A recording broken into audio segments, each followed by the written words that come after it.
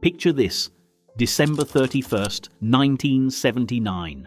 The shops have been shut for hours. The house is packed with neighbours you barely spoke to last week. And in the kitchen, your dad is wrestling with a hammer and a screwdriver, trying to open a 7-pint tin of beer that's about to spray the ceiling. This wasn't just another night. This was New Year's Eve in 1970s Britain. For those who lived it, you already know. Christmas was for the children, but New Year, that was when the adults finally let go. The entire country watched the same 3 channels, ate from the same buffet table, and waited for Big Ben to chime. No countdowns from 10, no fireworks you could see from your street. Just a living room full of smoke, a glass of something fizzy, knowing that at midnight you'd all be singing the same song with your arms crossed. New Year's Eve in the 70s was simple, but it mattered. And if you were there, you remember exactly how it felt. The big shop started days before. Your mum would make lists, worried lists, because once the shops shut on New Year's Eve, they stayed shut. The first, the second, sometimes the third. Running out wasn't an option, so the cupboards filled up. Tins of salmon for the sandwiches, packets of crisps, boxes of crackers that nobody really wanted but someone always bought, and drinks. Lots of drinks. The off-license was packed. Men queuing with party 7s tucked under their arms like rugby balls. The tins held just under 7 pints, enough for a party or 3 blokes who meant business. Opening them took skill. You needed a special piercer, or more likely a hammer and screwdriver. 2 holes punched in the top, one to pour, one to breathe. Get it wrong and beer sprayed everywhere. The ceiling, the walls, Uncle Derek's best shirt. Every party had that moment. The spray, the laughter, someone shouting for tea towels. For the ladies, baby cham, that sparkling perry with the little deer on the glass, served in special stemmed glasses with a plastic cherry on a cocktail stick. Classy, even though it was only 6% and tasted faintly of pears. Your mum would sip hers slowly by the fire, feeling fancy, feeling like she'd arrived. And then there was Cinzano, white or red, always mixed with lemonade. The adverts with Leonard Rossiter and Joan Collins made it seem glamorous. In reality, it was sweet, fizzy, and went down far too easily. By 1:45, someone's auntie would be giggling in the corner, glass in hand, swearing she'd only had 2. The snowball appeared too, Advocate and lemonade, thick, yellow, topped with a maraschino cherry. It looked like something from a cocktail bar but tasted like liquid trifle. Kids got lemonade in proper glasses, pretending to be grown up, waiting for midnight like it was Christmas morning. The buffet took hours. Your mum started prep on New Year's Eve morning. The star of the show? The hedgehog. A grapefruit or an orange, sometimes a potato, wrapped entirely in silver foil. Then the construction began. Cocktail sticks loaded with cubes of cheddar and chunks of tinned pineapple, jabbed into the foil base until it looked like something from outer space. Sweet and savoury, that combination seemed new, and it was always the first thing to disappear.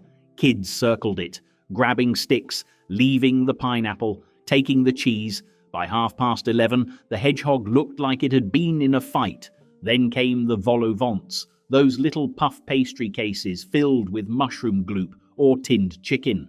Posh food, dinner party food. Your mum had bought them from Marks and Spencer, heated them in the oven, arranged them on the good plates. They were gone in minutes. Sausage rolls, cold, because nobody realized you were meant to heat them. Pork pies cut into quarters, sandwiches with the crusts left on, ham, cheese, the occasional egg and cress that nobody touched, and crisps, bowls of them, ready salted, cheese and onion, nothing fancy, just fuel for the night ahead. The trifle sat in the fridge. You could see every layer through the glass bowl, sponge fingers soaked in sherry, tinned fruit cocktail with those unnaturally red cherries, jelly wobbling in the middle, bird's custard, and on top, thick cream from a tin, decorated with hundreds and thousands that turned the cream pink by morning. Nobody ate it until after midnight. Tradition. Woolworths on New Year's Eve was chaos. 4:30, closing, final chance. Families fighting over party poppers and streamers. Those flimsy cardboard hats with elastic that snapped under your chin. Gold, silver, the occasional purple one that nobody wanted. The pick and mix counter mobbed. Everyone grabbing cola bottles and chocolate limes, filling paper bags until they split. By 5 o'clock, the shutters came down. The high street went dark, and that was it until the 2nd of January. Everything shut. The television ruled the evening. You couldn't record anything. No pause button, no catch-up.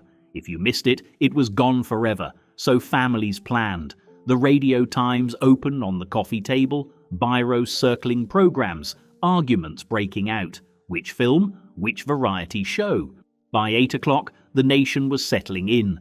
BBC One, ITV, BBC Two. That was it. 3 channels. And on New Year's Eve, the programming went Scottish. Even if you lived in Birmingham or Brighton, you were watching Hogmanay, Andy Stewart in a kilt, accordion music, Scottish country dancing, the full Scottish experience. The White Heather Club had dominated the 60s. By the 70s, the format changed, but it still felt the same. Kilts, bagpipes, singers with names like Moira Anderson and Kenneth McKellar, comedians telling jokes your dad found hilarious and you didn't understand. It was familiar, reliable, somehow exactly what you wanted, and for some reason it worked. The whole of Britain tuned in, waiting, because midnight was coming, and when those bells chimed, you had to be ready. The house was freezing, single glazed windows, one coal fire struggling to heat the entire downstairs. Your breath misted even in the living room, but once people arrived, bodies packed in, the temperature rose. Cigarette smoke filled every room, thick and grey. Nobody complained. Everyone smoked. Your uncle with his pipe, your auntie with her Benson and Hedges. You could smell it on your clothes for days.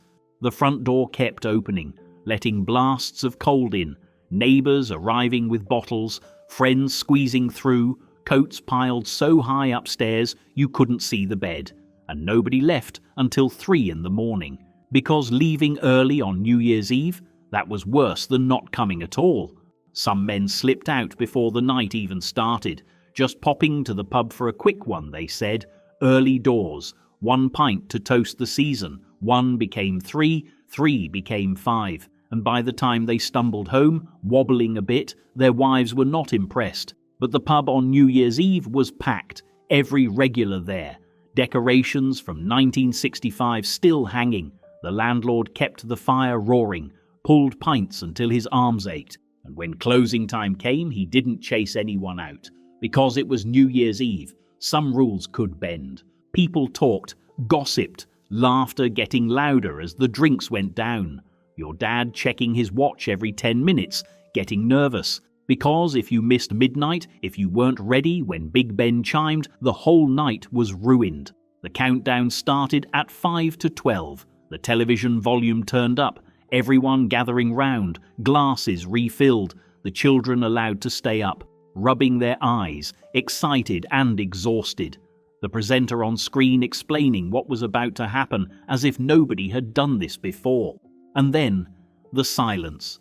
As Big Ben began to chime, nobody counted down from 10 in the 70s. You waited, you listened, and when that first bong struck, the room erupted. Kissing, hugging, shaking hands. Happy New Year shouted over and over, glasses raised, toasts made, the television still playing but nobody watching anymore. And then the song, Auld Lang Syne, everyone standing in a circle, arms crossed, holding hands, swaying in and out, singing words you didn't quite remember but somehow knew, should old acquaintance be forgot. The whole street could hear you, windows open, doors flung wide, letting the old year out, letting the new year in. And then the walk, first footing, groups of people wandering the streets at 1 in the morning, knocking on doors, being invited in for a quick one. The tradition was specific. The first person to walk through your door after midnight should be a tall, dark-haired man, carrying coal for warmth, salt for food, whiskey for cheer. If a blonde woman turned up first, bad luck for the year. Nobody really believed it, but nobody took chances either.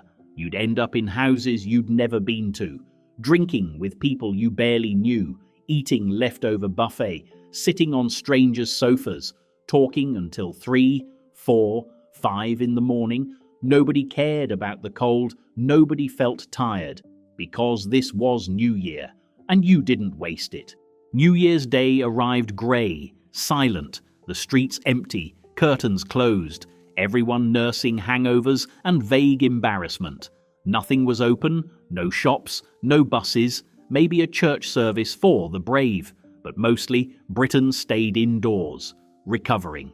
Your mum would be up first, starting the roast, pork usually, or leftovers from Christmas made to go further, the smell filling the house, waking everyone slowly. Your dad asleep in his chair, mouth open, snoring, the television on, sound down, showing the Viennese New Year's Day concert, waltzes and orchestras that nobody was watching. You'd be forced out later, a brisk walk to wake yourself up, wearing the new scarf you got for Christmas. The air was sharp, the pavements were empty, passing other families on the same mission. A quick nod, a smile, nobody stopped, too tired to talk. Back home, the decorations came down, the tree dismantled, the tinsel packed away. Christmas was over, normal life coming back, work starting again on the 2nd or 3rd, life going back to normal, the magic over. But the memories, those stayed. New Year's. In the 1970s, Britain wasn't glamorous. No fireworks over the Thames, no countdown from celebrities. Just 3 channels, a Party 7 that sprayed the ceiling, and the whole street singing with their arms crossed at midnight. But it brought us together in ways we didn't even realize mattered, because when everyone watches the same show, eats the same buffet, and sings the same song at exactly the same moment, something happens. You're part of something bigger. The Party 7 tasted awful. The baby cham was too sweet. That cheese and pineapple hedgehog was utterly ridiculous. But it was ours. If this brought anything back, drop a comment with your best New Year's memory from the 70s. Did you open a Party 7? Did your family first foot? Were you the one who ate all the cheese off the hedgehog? Please subscribe to keep these stories alive.